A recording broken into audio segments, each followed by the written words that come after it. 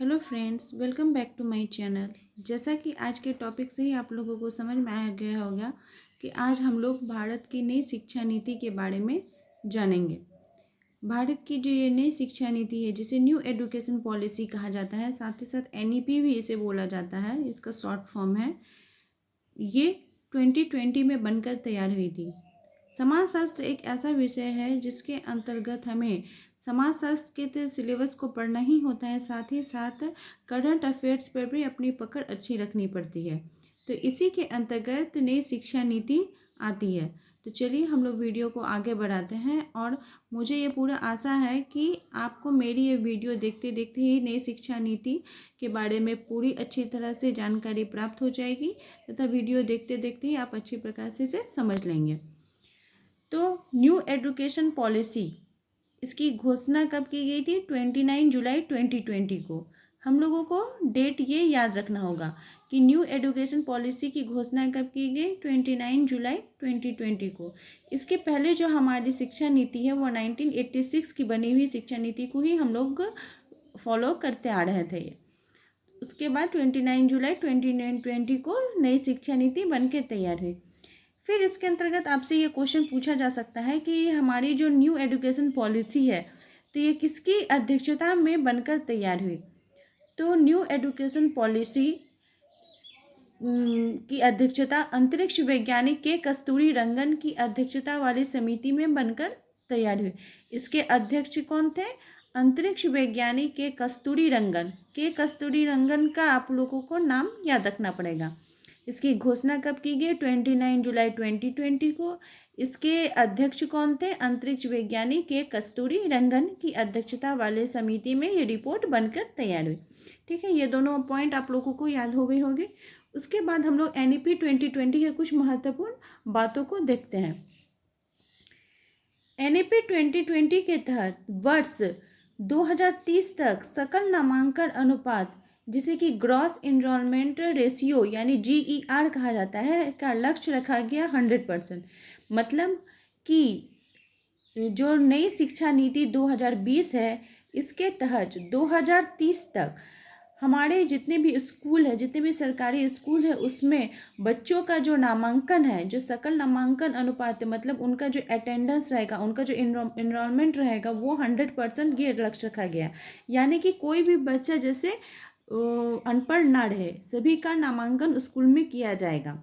ये एक प्रमुख बात इसके अंतर्गत सोची गई, इसका प्रमुख लक्ष्य रखा गया है। फिर दूसरा क्या है कि मानव संसाधन प्रबंधन मंत्रालय। हम सभी जानते हैं कि हमारे जो शिक्षा का जो मंत्रालय है उसे कहा जाता है मानव संसाधन और प्रबंधन मंत्रालय। का नाम बदल कर क्या रखा गया? फिर से शिक्षा मंत्रालय रखा गया। पहले जो नाम था मानव संसाधन प्रबंधन मंत्रालय, इसका नाम चेंज करके शिक्षा मंत्रालय रखा गया। ये भी पॉइंट आप लोगों को याद रखना होगा। ठीक है, फिर आपको बोला जा रहा है कि 5वीं कक्षा तक शिक्षा में मातृभाषा, स्थानीय या क्षेत्रीय भाषा में ही शिक्षा दी जाएगी। यानी 5 क्लास तक के स्टूडेंट्स को जो बच्चा है उसे उसकी मातृभाषा में, उसकी स्थानीय भाषा में या क्षेत्रीय भाषा में ही उसे पढ़ाया जाए, उसे समझाया जाए। ऐसा क्यों बोला गया? क्योंकि मान लीजिए कि ऐसे बहुत सारे क्षेत्र जिसमें आदिवासी समूह के लोग रहते हैं। जैसे हम लोग के झारखंड में, मैं झारखंड से बिलोंग करती हूँ, तो हम लोग के झारखंड में क्या है कि बहुत सारे आदिवासी समूह के लोग रहते हैं।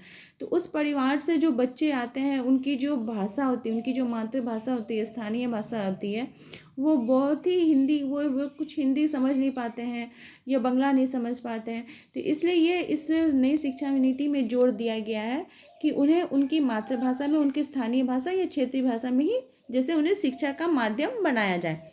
तथा कक्षा 8 और आगे की शिक्षा के लिए मातृभाषा का सुझाव। और ये भी सोचा गया कि अगर कोई बच्चा कक्षा 8 और या उससे आगे की शिक्षा ग्रहण करता है और उसे क्या है कि अपनी मातृभाषा में ही शिक्षा लेना है, उसे उसका मीडियम बनाना है, तो वो बना सकता है। मतलब कि मान लीजिए कि किसी की मातृभाषा उर्दू है, किसी की संथाली है, ठीक है, तो वो अगर चाहता है कि हम अपना आगे का पढ़ाई हिंदी इंग्लिश में ना करके अपनी मातृभाषा में ही करें, तो वो कर सकता है। ये भी नई शिक्षा नीति की एक महत्वपूर्ण बिंदु है। फिर बोला गया है कि उच्च शिक्षा संस्थानों में भारतीय उच्च शिक्षा परिषद नामक एक एकल नियामक बनाया गया है। एनईपी की एक महत्वपूर्ण ये अवधारणा है कि उच्च शिक्षा संस्थानों में, जैसे मान लीजिए कि कोई इंजीनियरिंग करने के लिए गया है, कोई डॉक्टरी पढ़ने के लिए गया है, तो उसे क्या करता है, उसे एकल नियामक के अंतर्गत रखा गया। एकल नियामक के अंतर्गत रखने का मतलब हुआ कि कोई बच्चा अगर इंजीनियर बनना चाहता है तो इंजीनियर बनने के लिए उसे मैथ साइंस केमिस्ट्री लेकर पढ़ना पड़ेगा। लेकिन अगर वो साथ ही साथ म्यूजिक को भी अपना मेन सब्जेक्ट बनाना चाहता हो, या फिर सोशल साइंस का कोई उसके विषय उसे अच्छा लगता है, उसे हिस्ट्री अच्छा लगता हो या ज्योग्राफी अच्छा लगता है, तो वो उसमें अपना मेन सब्जेक्ट बना कर रख सकता है।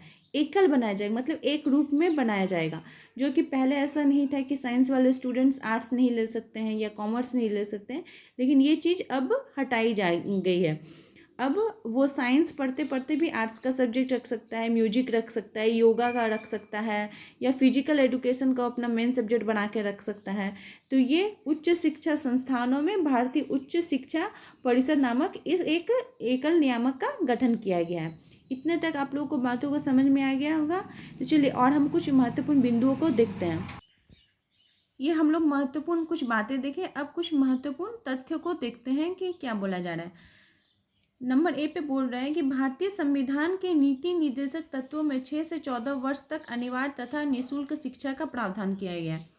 ये हम सभी को पता है कि हमारा जो भारतीय संविधान है उससे उसके नीति निर्देशक तत्वों के अंतर्गत 6 से 14 वर्ष तक के बच्चों को अनिवार्य तथा निःशुल्क शिक्षा दिया जाएगा।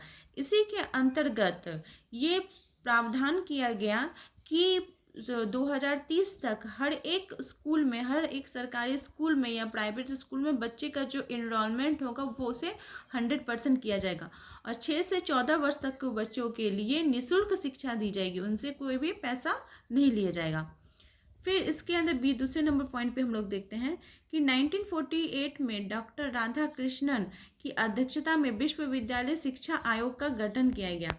1948 में जो राधा कृष्णन थे उनकी अध्यक्षता में विश्वविद्यालय शिक्षा आयोग का गठन किया। विश्वविद्यालय शिक्षा आयोग का गठन करने का उद्देश्य था कि बच्चे अपनी उच्च गुणवत्ता वाले शिक्षा को प्राप्त कर सकें और वो हायर एजुकेशन में जा सके। ये किसकी अध्यक्षता में की गई? डॉक्टर राधा कृष्णन की अध्यक्षता में 1948 में की गई। फिर क्या है कि अगस्त, दूसरे पॉइंट पे हम लोग देखते हैं कि अगस्त 1985 में शिक्षा की चुनौती नामक दस्तावेज भारत के विभिन्न वर्गों, बौद्धिक, सामाजिक, राजनीतिक, व्यावसायिक, प्रशासनिक में की गई। मतलब क्या बोल रहा है कि अगस्त 1985 में एक दस्तावेज बनाया गया, शिक्षा की चुनौती। ठीक है, शिक्षा की चुनौती नामक एक दस्तावेज बनाया गया, जिसका क्या क्या उद्देश्य था कि भारत के विभिन्न वर्गों के अंतर्गत मतलब हो गया कि जो सामाजिक वर्ग से ताल्लुक़ रखते हो, राजनीतिक वर्ग से रखते हो, व्यवसायिक वर्ग से रखते हो, प्रशासकीय वर्ग से रखते हो, और बौद्धिक वर्गों से रखते हो, उनको क्या किया गया? 1986 में एक नई शिक्षा नीति बनकर तैयार हुई। ये 1986 की जो शिक्षा नीति थी उसके बारे में बताया जा रहा है कि उस समय एक दस्तावेज बना जिसका क्या नाम था? शिक्षा की चुनौती। जिसका नाम क्या था? शिक्षा की चुनौती बनकर तैयार हुई। तो इसकी जो संरचना थी, उसकी संरचना कैसे थी? 10+2+3। ठीक है, ये 10+2+3 की संरचना के आधार पर 1986 की शिक्षा नीति थी। उस समय 1986 में प्रधानमंत्री कौन थे? राजीव गांधी। ये भी आपसे पूछ सकता है कि 1986 की जो शिक्षा नीति थी उस समय वहाँ प्रधानमंत्री कौन थे? तो राजीव गांधी उस समय प्रधानमंत्री थे। तो इसमें एक बार 1986 के बाद 1992 में एक बार संशोधन किया गया था। ये भी अपडेट याद रख सकते हैं, ये भी आपका महत्वपूर्ण है। ये भी आपका महत्वपूर्ण है कि 1986 की शिक्षा नीति का फॉर्मेट किस प्रकार का था? 10+2+3 के फॉर्मेट का था। तो फिर क्या होता है कि डी नंबर पॉइंट पे हम लोग देखते हैं कि 2014 में आम चुनाव में भारतीय जनता पार्टी ने चुनावी घोषणा पत्र में नई शिक्षा नीति बनाने की मांग की थी।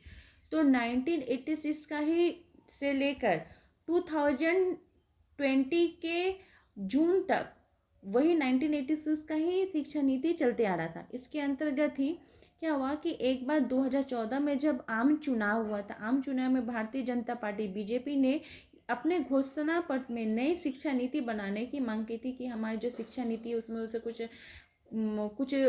फेरबदल करने की ज़रूरत थी, कुछ बदलाव लाने की ज़रूरत है, उन्होंने इसकी मांग की।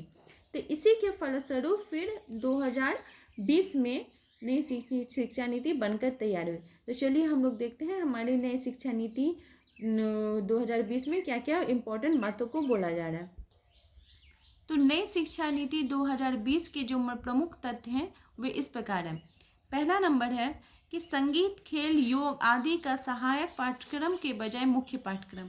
जैसा कि मैंने पहले ही बताया कि एकल नियामक परिषद का जब गठन किया गया तो उसमें क्या बोला गया कि पहले क्या है कि संगीत बोलिए, म्यूजिक या खेल या योग जो सब्जेक्ट है वो हमारे मतलब एडिशनल सब्जेक्ट के अंतर्गत आते थे। अब उसे मुख्य पाठ्यक्रम में मतलब हम लोग मेन सब्जेक्ट में इसको ले सकते हैं। अगर कोई बच्चा हिस्ट्री लेता है तो हिस्ट्री के साथ वो म्यूजिक भी ले सकता है, वो योग भी रख सकता है, वो योग से भी ऑनर्स कर सकता है। ये प्रावधान किया गया। दूसरा नंबर बोला गया कि शिक्षा के क्षेत्र में सकल घरेलू उत्पाद यानी कि जीडीपी जो है वो 6% रखने का उद्देश्य रखा गया, लक्ष्य रखा गया इसका कितना कि जीडीपी को 6% रखा जाएगा। ये एक ऑब्जेक्टिव है, इसे आप याद रखिएगा कि जीडीपी को कितना लक्ष्य रखा गया 6%, जो कि वर्तमान समय में 4.43% है। वर्तमान में कितना है 4.43% है। ये नई शिक्षा नीति 2020 में ही ये प्रावधान किया गया कि शिक्षा के क्षेत्र में सकल घरेलू उत्पाद यानी जीडीपी को 6% रखा जाएगा, जो कि अभी 4.43% है। सी नंबर हम लोग देखते हैं कि एमफिल को समाप्त किया जाएगा। एमफिल की जो डिग्री है वो नई शिक्षा नीति में समाप्त करने की इन लोगों ने घोषणा की कि एमफिल की डिग्री को समाप्त किया जाएगा।